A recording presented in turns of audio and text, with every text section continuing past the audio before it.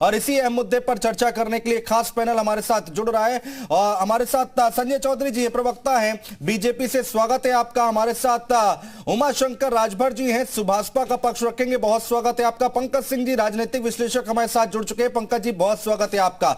सुभाषपा से चर्चा की शुरुआत करते हैं। आज उन्होंने नाम फाइनल किए हैं और प्रेस कॉन्फ्रेंस भी की। उमाशंकर राजभर जी, नाम तो आप लोगों ने फाइनल कर दिए, लेकिन प्रयागराज से अच्छी खबर नहीं आई आपके लिए। जिनको टिकट दिया वही कह रहे हैं कि साहब हमको चुनाव नहीं लड़ना है। कैसे लड़िएगा चुनाव? नहीं, देखिए ऐसी कोई बात नहीं है। जो महेश प्रजापति की आप जो बात कर रहे हैं वो एक्चुअली में दूसरे हमारे साथ पिछले साल पिछली बार वो गठबंधन में थे, इसलिए उनको थोड़ा सा कंफ्यूजन था इस बात के लेकर के कि हम जो लड़ेंगे, हम सुभाषपा के चुनाव चिन्ह पे नहीं लड़ेंगे, हम अपने चुनाव चिन्ह पे लड़ेंगे।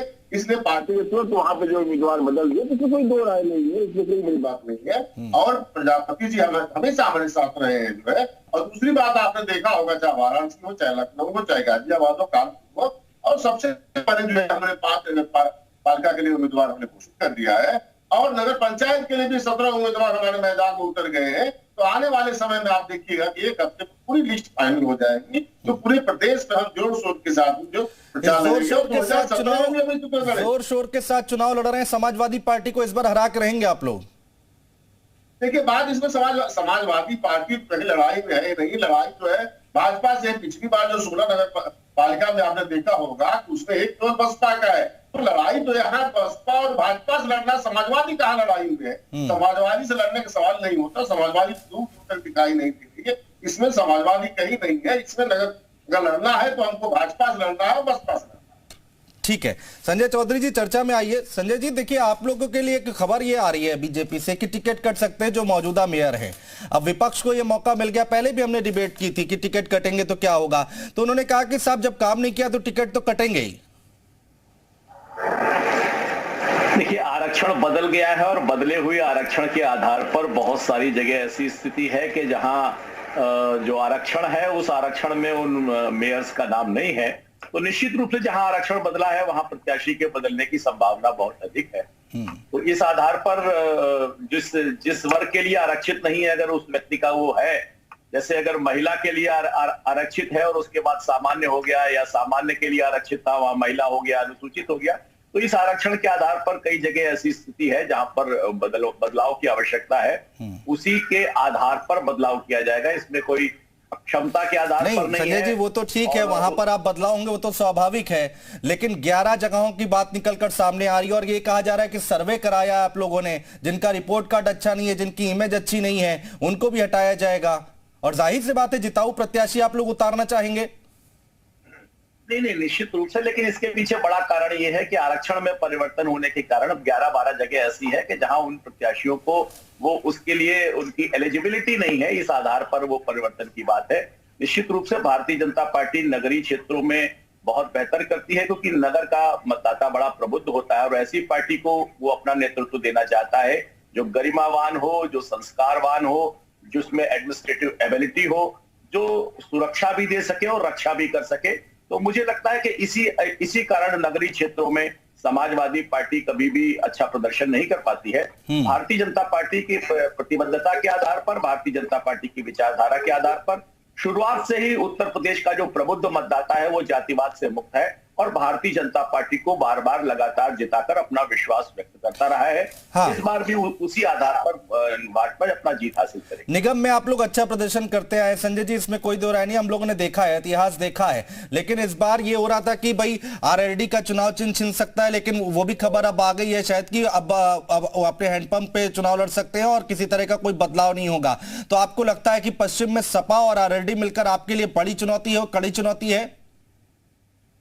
देखिए, पश्चिम भारतीय जनता पार्टी के लिए बहुत पहले से बहुत अच्छा रहा है। और पिछले विधानसभा चुनाव में जब ये कह रहे थे कि पश्चिम एक ऐसा क्षेत्र है जहां सर्वाधिक भारतीय जनता पार्टी को नुकसान होगा, उस समय भी भारतीय जनता पार्टी ने पश्चिम में बेहतर परिणाम दिया है। और वो समाजवादी पार्टी गठबंधन इस समय कितना कमजोर है कि उसके पास जो ओबीसी पार्टीज थी उनके पास, वो चाहे केशव देव राजभर हो, चाहे वो केशव देव मौर्य हो, चाहे वो ओम प्रकाश राजभर जी की पार्टी हो, ये जो ओबीसी फ्लैंक है वो समाजवादी पार्टी से दूर हुआ है। और मुझे लगता है कि इसका असर चुनाव में जरूर पड़ेगा। ठीक है, रोहित अग्रवाल जी प्रवक्ता आरएलडी हमारे साथ जुड़ गए, संजय जी उनसे भी बात कर लेते हैं। रोहित जी बहुत स्वागत है आपका। मनोज यादव जी प्रवक्ता है समाजवादी पार्टी से, वो भी जुड़ गए। मनोज जी आपका भी बहुत स्वागत है। सबसे पहले रोहित जी मैं आपके पास आ रहा हूं, गठबंधन कमजोर हो गया, हालांकि आपके लिए अच्छी खबर आई है। जिस बात का जिक्र हो रहा था और जिस बात का डर था वो होता नहीं दिखाई दे रहा है, लेकिन अब यहां पर संजय जी कह रहे पश्चिम हमारा पहले से स्ट्रांग रहा है और गठबंधन जो है वो कमजोर हुआ है, सपा का और आपका। नहीं, अब मुझे नहीं पता संजय जी के पास कौन सी ऐसी मशीन है जिससे वो गठबंधन की डोर की स्ट्रेंथ नाप लेते हैं। तो ये तो संजय जी ही बता पाएंगे कि गठबंधन को कैसे कमजोर और मजबूत आंकते हैं। पर ये तो कहीं भारतीय जनता पार्टी ने जिस तरीके के षड्यंत्र करने की कोशिश की है शुरू से नगर निकाय चुनाव में, वही बता रहा है कि भारतीय जनता पार्टी की कितनी हताशा है सामने और भारतीय जनता पार्टी किस तरीके से चुनाव में उतरना चाहती है। देखिए, पहले इन्होंने चुनाव होने नहीं दिया भाई। आप आज की डेट पे देखो तो 31 जनवरी को जो निर्वाचित सदन है नगर निकाय की, वो खत्म हो चुकी है और ये चुनाव आज से 3 महीना पहले हो जाने चाहिए थे। परंतु भारतीय जनता पार्टी ने कहीं ना कहीं षड्यंत्र करके इन चुनाव को टालने की कोशिश की। अब जब ये चुनाव घोषित हो जाते हैं तो चुनाव घोषित होने के बाद एक ये भ्रम की स्थिति पैदा कर देते हैं कि राष्ट्रीय लोकदल की मान्यता चली जाती है और ये एक स्थिति क्रिएट कर देते हैं कि साहब उसका सिंबल भी चला गया है। तो जिससे कि हमारे कार्यकर्ताओं का मनोबल टूट सके। परंतु हमारे कार्यकर्ता तो चौधरी चरण सिंह वादी हैं, उनका मनोबल तो कभी टूटता नहीं है। जब उनका मनोबल 2 गुना हो गया और उन्होंने ठान लिया कि भारतीय जनता पार्टी को इन चुनाव में भी धूल चटाने का काम करेंगे, वैसे ही भारतीय जनता पार्टी बैकफुट पे आ चुकी है पूरी तरीके से। अब ये गठबंधन के ऊपर वार करने लगे हैं कि गठबंधन कमजोर है।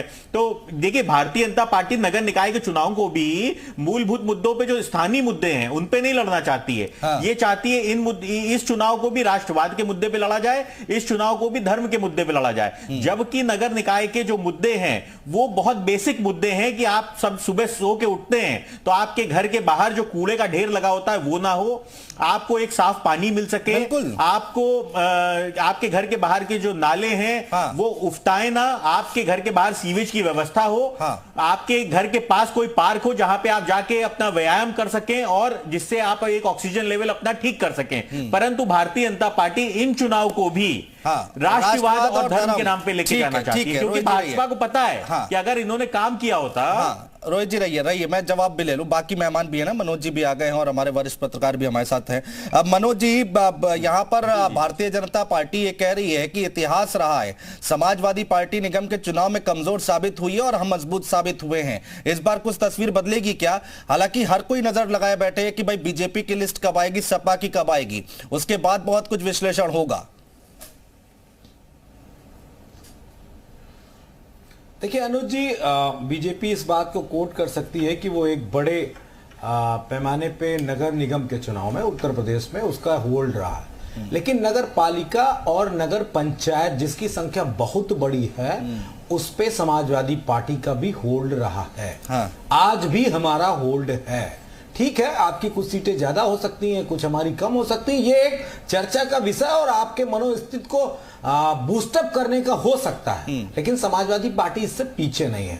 हम कोई राष्ट्रीय दल तो है नहीं, उत्तर प्रदेश की राजनीति करते हैं और उत्तर प्रदेश के मुद्दों को लेके आपसे सवाल पूछते हैं एज ए विपक्ष। मैं आपसे ये जानना चाहता हूं, आपका होल्ड रहा, लखनऊ का उदाहरण देते हैं जहां से मैं और हमारे आरएलडी के साथी बैठ के डिबेट कर रहे हैं जी।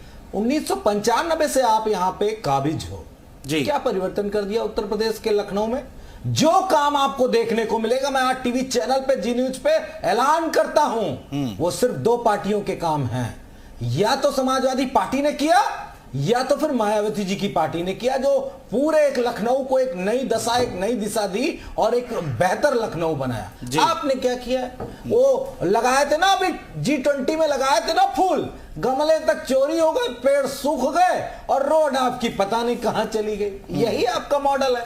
जनता तो आपको जिता रही है, लेकिन आप जनता के लिए क्या कर रहे हैं? जब डेंगू के मामलात आ रहे हैं तो रिकॉर्ड तोड़ रहे हैं पूरे भारत में कि लखनऊ और उत्तर प्रदेश में डेंगू के सबसे विकराल मामले हैं। क्यों है भाई? आपको जनता ने क्या जिताया नहीं था क्या? आपका मेयर नहीं था क्या? आपकी डबल इंजन की सरकार नहीं थी क्या? फिर ये परिस्थितियां क्यों? ये इसलिए कि बीजेपी अपना एकाधिकार समझती है और जनता को